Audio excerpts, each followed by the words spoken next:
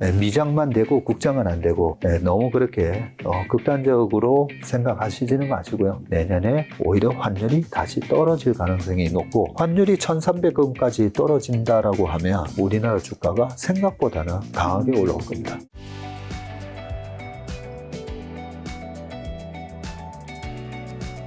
자, 국내 시장이 올해 굉장히 안 좋았는데 오늘 새벽에 이제 연준 FOMC에서 이제 금리 인하가 있었는데 이 파월 의장의 멘트로 인해서 국내 시장도 안 좋았죠. 미국 시장도 오늘만큼은 좀 박살이 났습니다. 일단 FOMC 요거 한번 뭐 해석 및 결과를 한번 분석해 준다면요. 내년 시장에 어떤 영향을 미치게 될까요? 그동안엔 그래도 미국 시장은 좋았었는데 그죠? 맞아요. 국내 시장은 뭐 별일이 다 있다 보니까 이번에 계엄 사태까지 있어서 국내 투자자분들이 정말 푸콜레이쇼라는 게 있잖아요. 공포지수.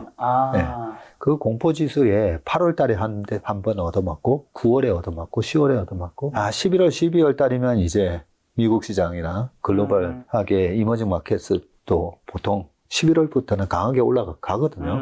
작년에도 잘 생각해 보시면 10월 달에 우리나라 시장이 확 빠졌다가 미국도 8, 9, 10월 빠졌다가 11월, 12월에는 그래도 2달 동안에 한 15% 올라가면서 이 연말 이 산타랠리에 대한 기대를 했었는데 이 산타는 안 오시고 또 제롬 파월 의장이 또 한마디 또 하시면서 그러면서 어제 미국 시장이 나스닥이 뭐 3.5% 이상 빠지는 테슬라만 한 8% 빠진 것 같더라고요. 테슬라 8% 빠졌습니다. 그래도 우리 테슬라 주주분들은 뭐 괜찮으실 거예요. 얼마 전에 230불이었어요. 얼마 전에 그 로보택시 발표한 거 기억나시죠? 네. 뭐 그때만 하더라도 350까지 갔다가 좀 빠지다가 그러다가 어느덧 뭐 500을 거의 눈앞에 두는 상승을 했었다 보니까 뭐 테슬라가 8% 빠진 거는 많이 올라서 빠진 거다. 그렇게 생각하시면 되기 때문에 크게 그건 아닌데 이제 조금 걱정되시는 거는 그거잖아요. 이게 하락이 이제 시작인가? 그러니까요. 22년 1월 달에 하락이 시작되고 나서 10월 달까지, 뭐 10월, 11월까지 미국 시장도 크게 빠졌고, 그때 당시에 팡 기업들 보면 애플 빼고는 거의 다 70% 가까이 빠졌어요. 테슬라 75% 빠졌고요. 그리고 엔비디아, 넷플릭스, 다 그때 70% 이상 빠지다 보니까, 야, 이게 하락이 이제 시작인가? 그렇게 걱정이 될 거고. 그러면 어제 기자회견에서 얘기했던 거, 뭐, 아직까지 금리가 뭐, 물가가 어쩌고 저쩌고 하면서, 이거 내년에 3번 내릴 줄 알았더니 2번밖에 못 내리나? 뭐, 요거 때문에 빠진 거잖아요. 이것 때문에 빠진 건데, 과거에 이 제롬 파월 때문에 주가가 빠졌던 게 금리를 올리는 기간에서 시장이 영향을 받았었죠. 잘 기억하시겠지만, 22년 3월에 처음 금리 인상을 하고, 그때만 하더라도 25bp 금리 인상을 하다가, 그 다음에 50bp, 그 다음에 75. 연달아 3번 때렸죠. 그렇게 때리면서 금리 때문에 시장을 그냥 박살을 내버리는 그런 모습을 보였었고, 그 전에 또 제롬 파월 입 때문에 주가가 좀 험악하게 빠진 적이 한 번 있었어요. 그게 2018년 10월, 11월, 12월이었습니다. 그때도 2018년도에 금리를 올리는 구간이었는데, 2018년도면 미국 대통령이 트럼프였잖아요. 그 트럼프가 2018년 2월 달에 제롬 파월을 페드 의장으로 앉혔어요. 트럼프가 앉힌 거예요? 트럼프가 앉힌 거예요. 근데 지금은 완전히 트럼프가 제롬 파월 되게 싫어하는 걸로 그렇게 나오는데, 왜 그런 인상을 줬냐면, 트럼프가 제롬 파월을 앉혔는데, 실질적으로 트럼프가 2018년 하반기 되면 제롬 파월이 2017년에 그 전에 제닛 옐런 시절에 페드가 금리 3번 올렸거든요. 2016년 12월에도 또 한 번 올렸고 2015년 12월에도 올렸어요. 그래서 총 5번을 올리고 2018년 되니까 제롬 파월을 앉혔는데도 금리를 또 올린 거예요.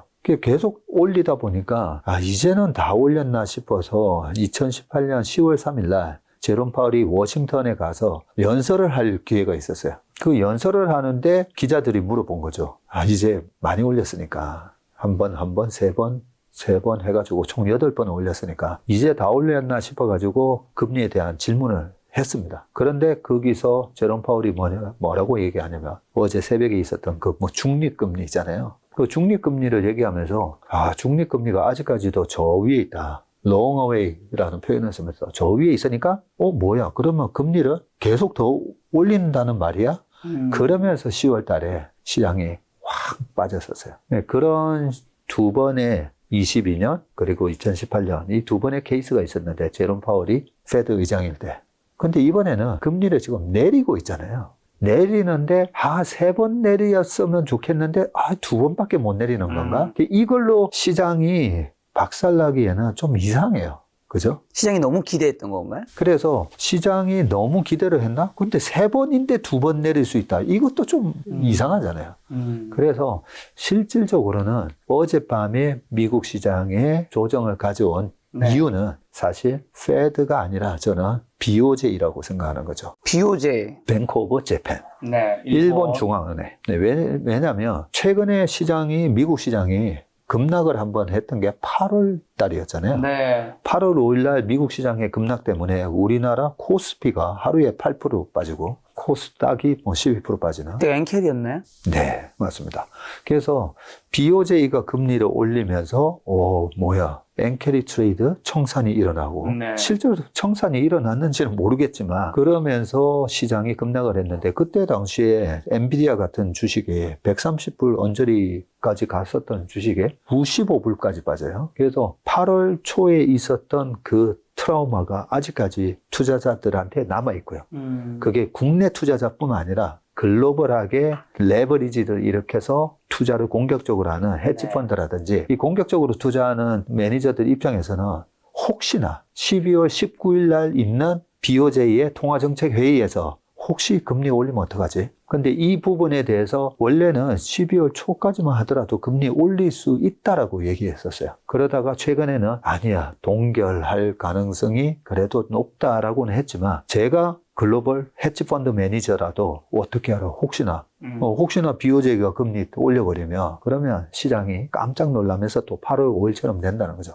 그런 우려 때문에 어제 제롬 파월 의장의 중립금리, 금리를 3번에서 2번 이런 얘기도 있었지만 실질적으로 어제 주식을 때리게 만든 가장 큰 이유는 BOJ에서 혹시 금리 올리면 어떡하나. 그 우려가 컸다고 보고요. 그래서 이제 하루 이틀 지나보면 아실 건데 12월 19일 12시 오늘 딱 정오에 BOJ 회의가 있었는데 동결했어요. 네, 동결했습니다. 동결했기 때문에 아마 미국 시장 같은 경우에는 마이크론 같은 경우는 시간에서 여러 가지 가이던스가 안 좋아서 급락을 하긴 했었지만 다른 주식들은 오히려 반발 매수가 이제 들어오지 않을까. 그래서 이번 FOMC 회의에 의한 미국 시장의 조정은 단기간에 끝날 가능성이 높다. 지금 너무 공포감을 가질 필요까지는 좀 없는 거겠네요. 네. 자, 그러면 오늘의 이제 이슈를 점검했는 거고, 일단 현재 한국 주식이랑 미국 주식 지금 상황 좀 어떻게 보시나요? 이제 연말 다 왔죠. 이제 곧 이제 2025년입니다. 올해 들어와서 네. 지난 8월 달에도 그랬고, 네. 시장에 대한 미국 시장 너무 비싸다. 그렇죠. 이제 조정 시작된다. 이런 그러면서 얘기 계속 올라갔습니다. 계속 올라갔잖아요. 그런 조정론이 나올 때마다 어제 미국 시장 빠졌을 때도 제가 나오긴 했지만 그럴 때마다 아닙니다. 아직까지는 시장이 강세장이 이어집니다. 이런 얘기가 미국 시장에는 맞았는데 한국 시장에 안 맞았어요. 맞아요. 네. 그래서 저희 고객분들 중에도 미국 주식을 투자하는 고객분들은 너무 해피하고 한국 주식을 투자하는 고객분들은 죽을 맛이죠. 인내의 한계가 있다. 언제까지 참아야 되느냐. 그렇죠. 거기다가 도대체 이게 언제 만에 계엄령이에요? 45년 만에. 45년 만에. 79년 이후에 처음 있는 이런 계엄 사태까지 있다 보니까 인내의 한계를 느끼게 하는 네. 그런 장면이 연출되고 있는데 우리가 여기서 하나 명확하게 짚고 넘어가야 될 게 그러면 한국 시장은 정말 안 되는 시장인가에서 네. 거기서 요즘 K-only라는 말이 또 신문에서 제가 읽었는데 네. 한국 회사만 만들 수 있는 제품을 만드는 회사는 주가가 최근에도 좋았어요. 미국 시장만큼이나 좋았어요. 삼양식품 같은 건가요? 네. 불닭볶음면. 오로지 삼양식품밖에 못 만들고 네. 그래서 삼양식품 같은 경우는 전고점 돌파했잖아요. 그렇죠. 네. 그리고 또 보면 파마 리서치에 니쥬란 그런 거 마저로 한국에도 많이 오고 그거는 파마 리서치밖에 못 하다 보니까 그런 회사 주가도 강하게 올라가고 네. 그래서 너무 국장은 안 돼.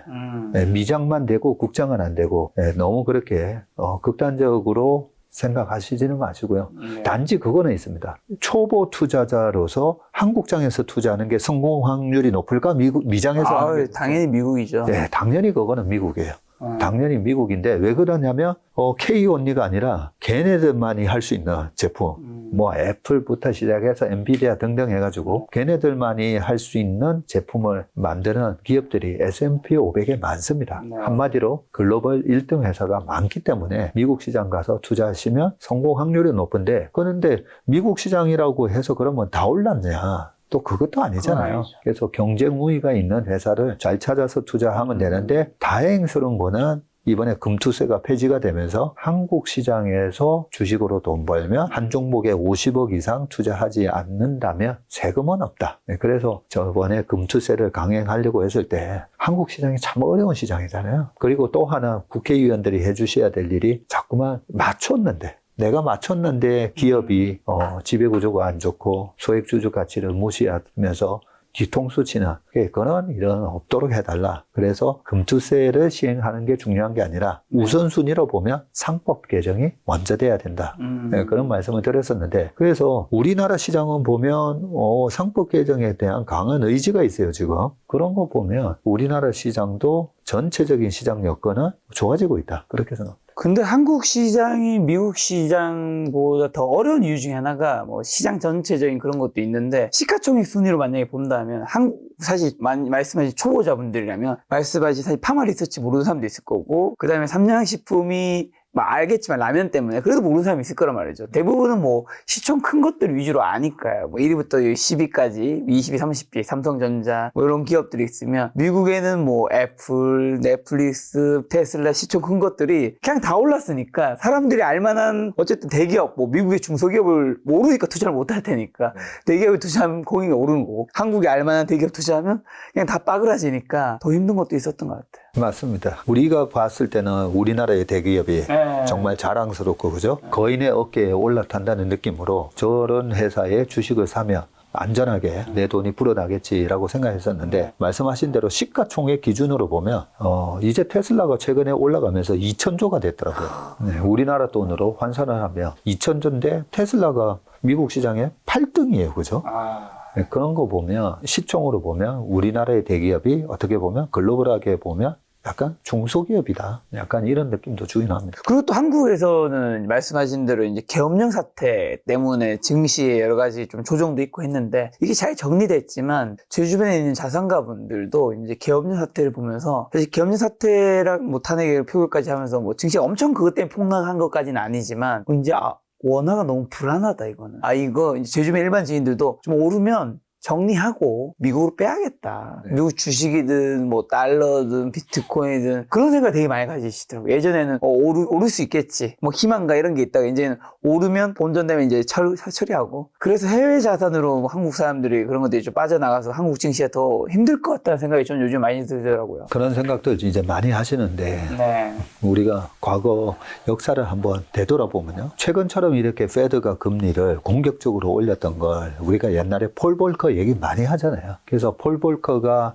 1979년도에 페드 의장이 되고 되자마자 400bp를 뭐 올려버리고 그러면서 1980년도 초에 페드의 금리가 20%를 가고 네. 그때 미국의 10년물 국채금리가 17% 갔거든요. 그러다 보니까 어떻게 되겠어요? 엄청난 킹달러가 됐었던 거죠. 그러면서 달러 인덱스뿐만 아니라 원달러 환율, 원엔 환율, 특히나 그때 원엔 환율 보면 240엔 했거든요. 1달러에.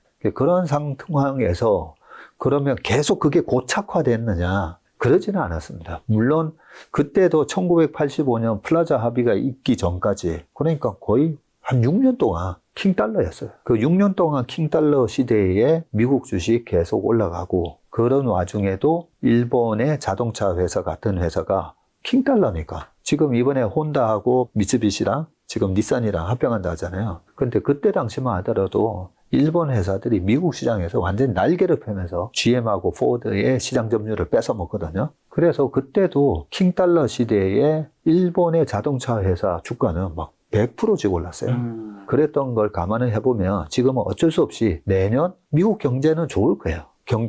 경기 자체가 좋고 우리나라는 고환율에 영향을 좀 받으면서 슬로우한 상황에서 GDP 성장률에도 차이가 있고 해서 여전히 내년에도 10년물 기준으로는 미국하고 우리랑 금리 차이가 100bp 이상 나다 보니까 환율은 내년까지도 고환율이 지속될 수는 있지만 그렇다고 해서 우리나라 시장에서 아무것도 못하는 그런 상황은 아니다는 거죠. 그래서 1980년도를 보면 좀 답이 나오는데요. 85년까지는 수출주 중심으로 주가가 올랐어요. 우리나라는. 그런데 85년 9월 22일 날 있었던 플라자 합의 이후로는 달러 가치가 이제 떨어지고 통화 가치가 원화 가치, 일본의 엔화 가치가 올라가면서 그때부터는 우리나라 내수주들이 폭등하고 일본도 내수주들이 폭등을 합니다. 그러면서 2년 동안에 보면 우리나라 주가, 일본 주가 뿐만 아니라 부동산까지 막 폭발하죠. 그런 일이 일어났었기 때문에 계속 이 환율이 1,400원대에서 계속 앞으로 10년, 20년 계속 고착화된다라고만 우리가 생각하지 마시고요. 내후년이 됐던 3년 후가 됐던 이제는 원화 가치가 강세로 돌았을 때는 또 보란 듯이 우리나라 시장도 올라올 건데 단기적으로 보면요. 저는 내년에 생각보다는 환율이 그래도 1,300원 언저리까지 떨어질 가능성은 있다라고 봅니다. 왜냐하면 1985년에 플라자 합의가 있었다 했잖아요. 네. 근데 이번에 이제 트럼프가 당선이 돼서 이번에 트럼프가 내년 1월 20일 날 이제 취임을 하시는데 그러면 트럼프가 되면 강달러가 계속 될 거다 이렇게 예상을 많이 하잖아요. 물가도 높고 뭐. 그러는데 실제로 트럼프는 예전에 4년 동안 재임 시절에 계속 우리나라, 중국, 한국, 대만까지 얘기하면서 환율이 너무 높다. 너네들 환율 조작국 아니냐. 네, 그러면서 원화 가치를 그때도 강화시키라고 얘기했어요. 네. 위안화 가치도 마찬가지고. 그래서 지금 위안화가 뭐 7.2, 3 뭐 이러고 있거든요. 네.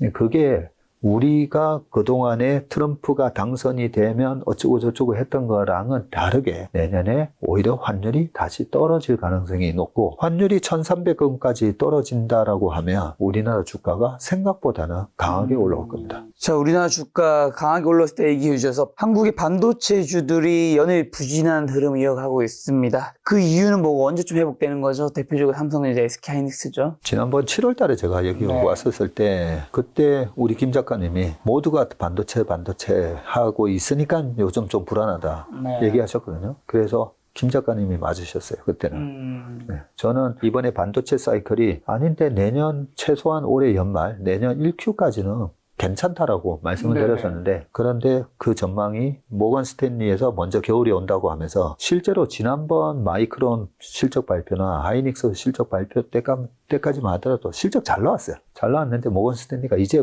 겨울 오니까 팔아 하면서 주가가 좀 밀린 그런 억울한 면도 있지만 어쨌든 반도체에 대한 좀 전망은 제가 틀렸다. 네, 그래서 죄송합니다.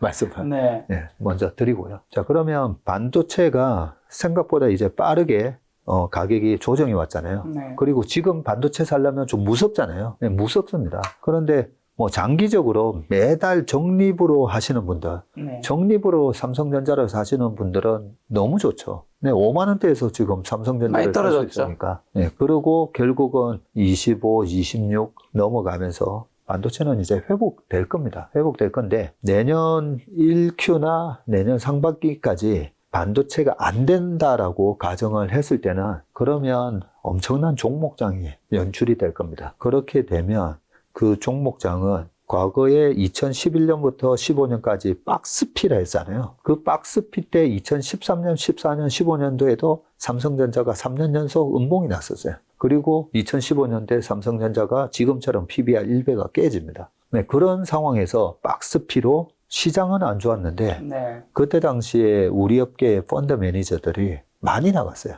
시장이 안 좋아서 잘린 게 아니고요. 엄청난 종목장이 연출이 되다 보니까 나가서 돈 벌어야 되겠다 하면서 많이 나갔었습니다. 그래서 매니저 하다가 나간 개인 투자가를 매미라고 하잖아요. 그렇죠. 네. 그러면 그때는 뭐가 올랐었지 생각해 보시면 2013년도에는 컴투스라는 회사가 서머너즈 게임 때문에 올라가고요. 그리고 2014년, 15년 넘어올 때는 중국 소비 열풍으로 지금과 같은 우리나라 음식료가 또 날아가기 시작합니다. 그때 생각해 보시면 오리온 초코파이를 가지고 촛불 켜고 중국에서 생일 파티 하던 거. 그 장면이 나왔던 게 2013, 14년도고요. 그때 또 있었던 게 우리나라의 소녀시대 뭐 이런 엔터테인먼트가 12년, 13년도에 상당히 좋았던 부분이 있었고요. 그리고 2014, 15년 넘어갈 때 바이오 좋았었고요. 그리고 화장품 좋았었고.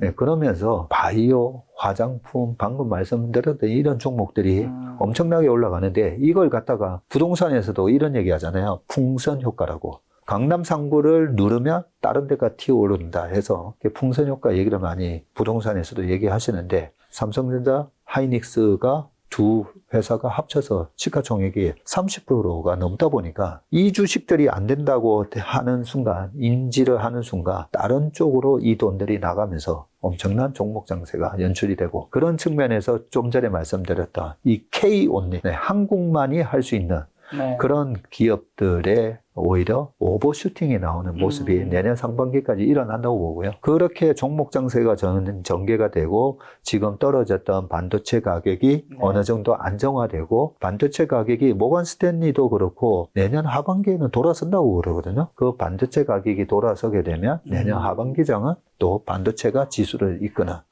네, 그런 모습이 나오지 않을까 생각합니다. 말씀하신 대로 삼양식품이 크게 올랐는데 경기 방어주로 꼽히는 음식료주도 희비가 좀 엇갈리고 있더라고요. 내수 부진과 소비 축으로 식음료 기업 주가가 전반적으로 좀 부진한 가운데 해외 매출액이 증가 삼양식품과 사조대림은 크게 오른 반면 농심이나 뭐 CJ, SPC 같은 음식료주는 부진을 면치 못하고 있다고 하는데 앞으로는 좀 어떻게 될까? 지금 저도 촬영 전에 삼양식품 주가 보니까 정고 좀 돌파했더라고요. 지금 이걸 방어주로 생각을 하고 접근을 하면 안 되고요. 네. 1980년 초에 일본 자동차 회사들이 미국 가서 그 강달러에서 돈을 달러를 마구마구 벌어오는 수출주 개념으로 접근을 하셔야 됩니다. 그래서 농심하고 삼양식품의 주가 차이가 바로 그런 데서 나는 건데 한국에서는 훨씬 농심이 유명할 텐데. 훨씬 유명하고요. 실제로 농심이 약간 억울한 면이 있어요. 농심도 보면 잘하고 있어요. 여전히 미국에 가보면 매대에 신라면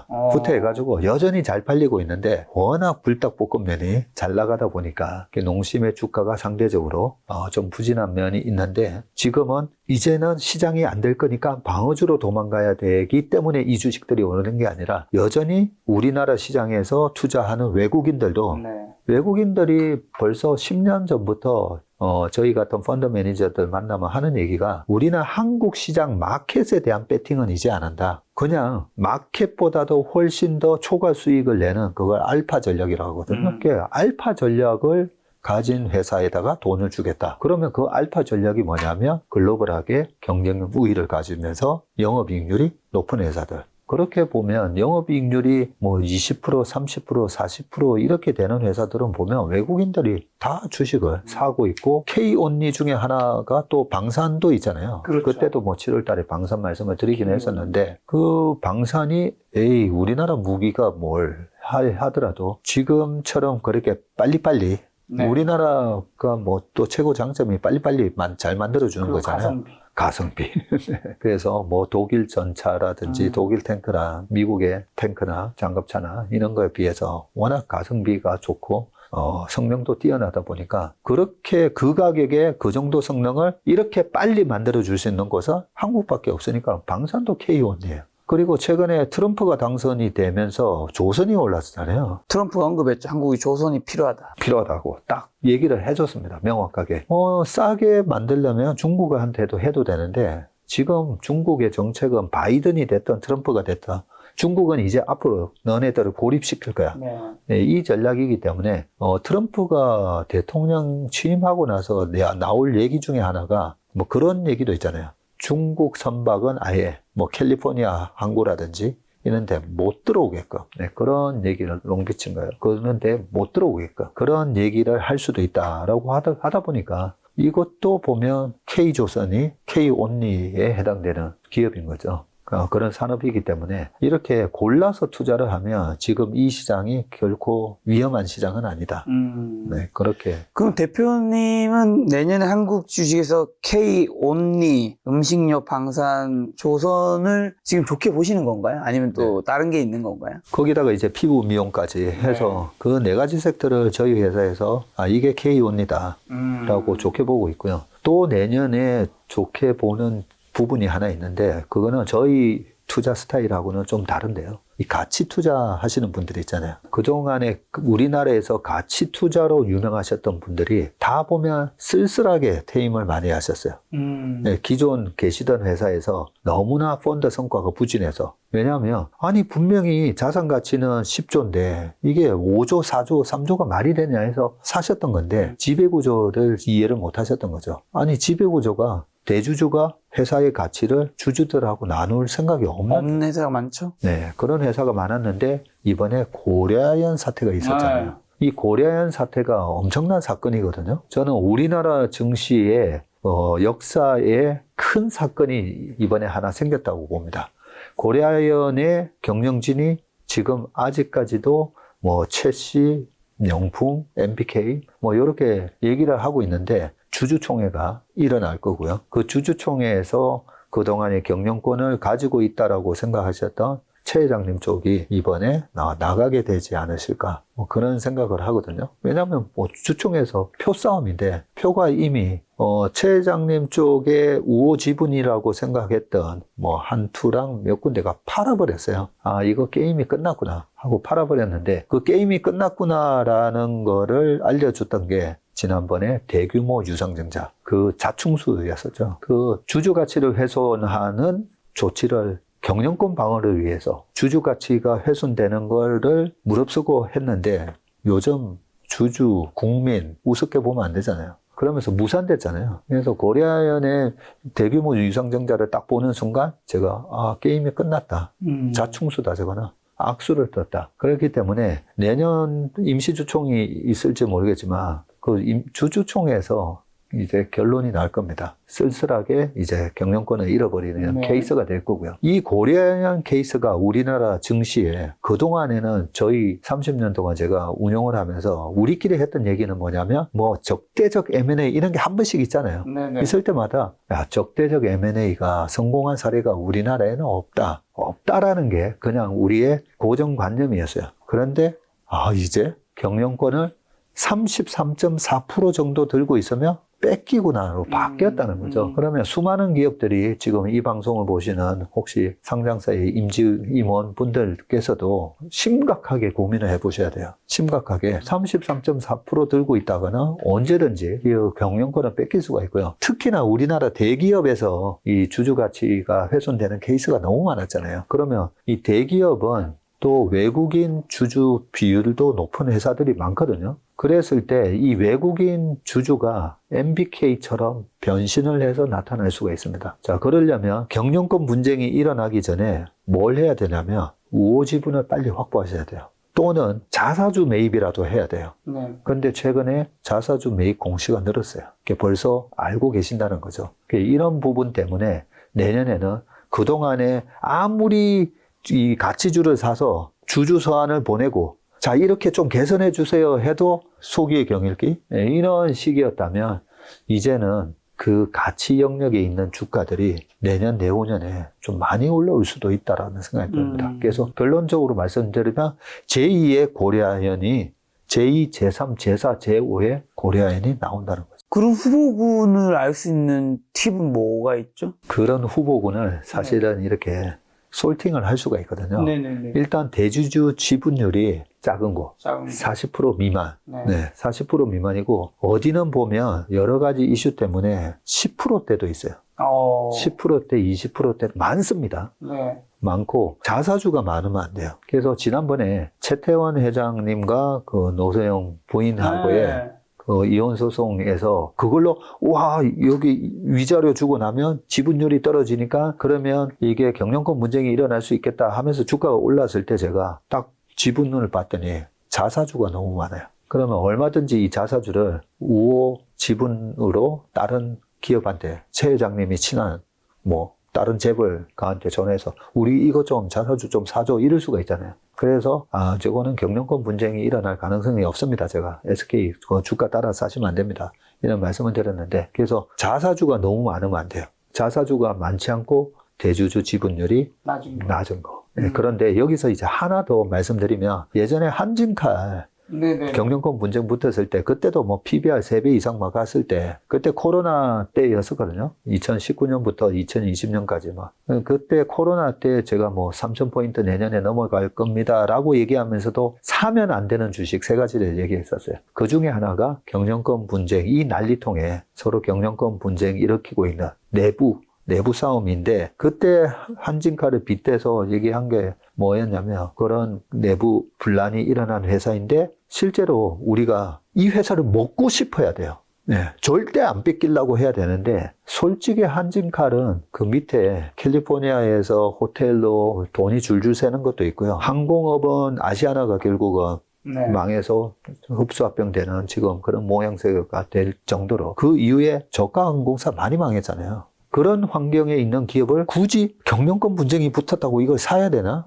아니잖아요. 저보고 한진칼 그때 그 가격에 가져가라면 안 가져가죠. 그런 것처럼 내가 투자하는 회사의 비즈니스가 모델이 매력적이어야 된다. 그렇게 이렇게 압축을 해보면 후보군들이 몇 개 이렇게 떠오르긴 해요. 항공사 말씀인데 갑자기 궁금해지는데, 항공주들이, 우리나라 항공주들이 주가가 좋은 편인가요, 요즘에? 요즘 왜 항공주 주가가 들썩들썩 하냐면, 중국에서 30일 동안 무비자를 해줬잖아요. 그래서 최근에 상해를 갔다 오신 분이, 야, 상해에 한국 사람들이 이렇게 많나? 그리고 저희 형님이 북경에 계시거든요.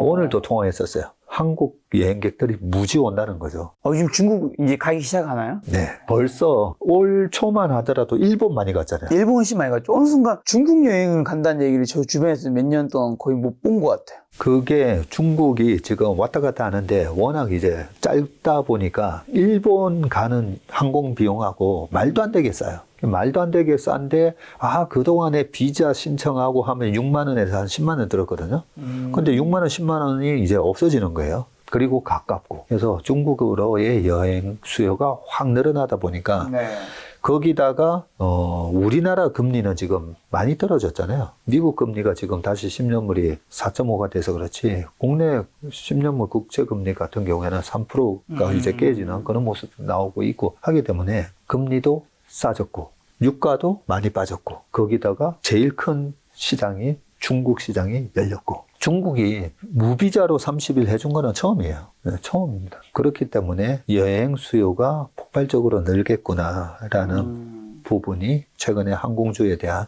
매력도를 높이고 있다라고 봅니다.